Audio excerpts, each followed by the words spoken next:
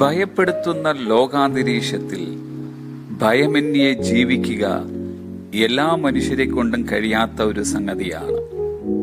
എന്നാൽ ദൈവത്തിന്റെ മറവിലും അവന്റെ നിയന്ത്രണത്തിലും അവന്റെ ഹിതത്തിലുമായി ജീവിക്കുന്ന ഒരു ദൈവപൈതലിനെ സംബന്ധിച്ചിടത്തോളം ഭയം കൂടാതെ ജീവിക്കുവാൻ കഴിയുമെന്നതാണ് അതിമഹത്തായ കാര്യമെന്നത്. അതിനുള്ള ഏക കാരണം 4 സങ്കീർത്തനം 8 വാക്യം, U Elon Lord make me dwell in safety. നീയാണ് കർത്താവേ എന്നെ നിർഭയം വസിക്കുമാറാക്കുന്നത്. നമുക്ക് നമ്മുടെ യേശു കർത്താവുണ്ട് എന്ന ഒറ്റ കാരണത്താലാണ് ഭയം കൂടാതെ ജീവിക്കുവാൻ കഴിയുക. നമ്മെ ഓരോരുത്തരെയും തന്റെ വിലയേറിയ രക്തം കൊണ്ട് പാപത്തിൽ നിന്നും ശാപത്തിൽ നിന്നും നമ്മെ വീണ്ടെടുക്കുവാനും നിത്യജീവൻ പ്രദാനം ചെയ്യുവാനും നമ്മുടെ കർത്താവിന് കഴിഞ്ഞുവെങ്കിൽ ഇന്ന് നാം നേരിട്ടുകൊണ്ടിരിക്കുന്ന പ്രതിസന്ധിയുടെ നടുവിൽ നിർഭയം വസിക്കുവാൻ നിശ്ചയമായും അവൻ നമ്മെ സഹായിക്കും. അങ്ങനെ നിർഭയമായിരിക്കുന്നവർക്കാണ് ഓരോ ദിവസവും സമാധാനത്തോടെ കിടന്നുറങ്ങുവാൻ കഴിയുന്നത്.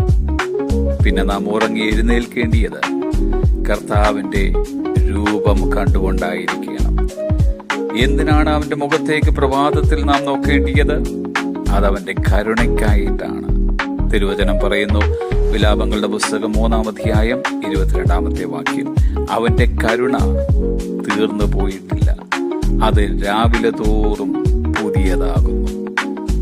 കർത്താവിന്റെ കരുണയും കൃപയുമാണ് ഭയമന്യേ ജീവിക്കുവാൻ ഓരോ ദിവസവും നമ്മെ സഹായിക്കുന്നത്. പ്രശ്നങ്ങളില്ലാഞ്ഞിട്ടല്ല, പ്രതിസന്ധികൾ വരാഞ്ഞിട്ടുമല്ല, ഭീതിജനകമായ സാഹചര്യങ്ങൾ ഇല്ലാഞ്ഞിട്ടുമല്ല. പ്രശ്നങ്ങളെക്കാൾ, പ്രതിസന്ധിയേക്കാൾ, ഭീതിപ്പെടുത്തുന്ന സാഹചര്യങ്ങളെക്കാളൊക്കെ വലിയവനും അവയൊക്കെ നിയന്ത്രിക്കുന്നവനുമാണ് നമ്മോട് കൂടെയുള്ളത്.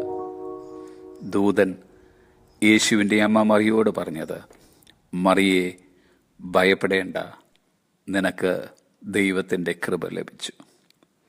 ദൈവത്തിന്റെ കൃപ ലഭിച്ചിരിക്കുന്ന നമ്മോട് ഓരോരുത്തരോടും കർത്താവിന് പറയുവാനുള്ളത് അത് തന്നെയാണ്.